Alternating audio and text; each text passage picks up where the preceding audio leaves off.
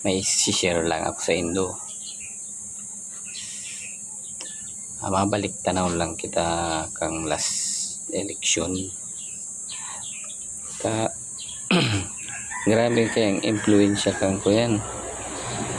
Social media.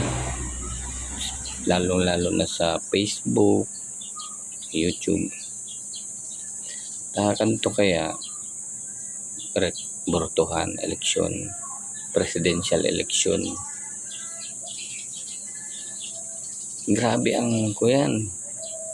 Grabe ang itong nagluluwas na video tungkol kay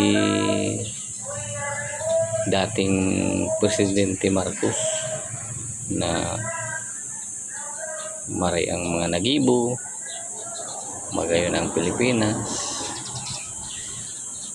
Tapos naging parang biktima pa siya ng kuya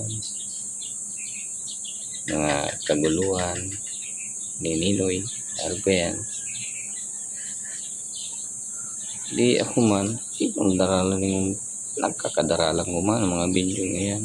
Nga ako, maray man garo talaga ang mga Marcos. Yun na nga nito, hanggang sa nagbrutohan na kita. Na-desisyonan ko, iboto si Marcos na.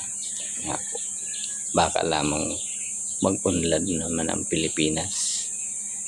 Araw kan dati. Sige, naboto ko na si Marcos. Ibibiing na nga ni. Yun na, nanggana na. Ulugmahon ako. Gana nga. Pero habang nag-aaloy, naririsak ko.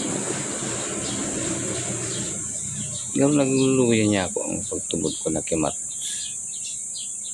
Hanggang sa may nagluluwasan na naman na issue tungkol sa iya. Niya ako. Corruption. Niya ako. Mali si desisyon ko. Nanginayang ako. Nagsisi ako na binoto ko si Marcos. Pero kalaunan nariris ako. Okay mo pala si Marcos. Dahil man pala na ako nagkamali ng desisyon. Bye.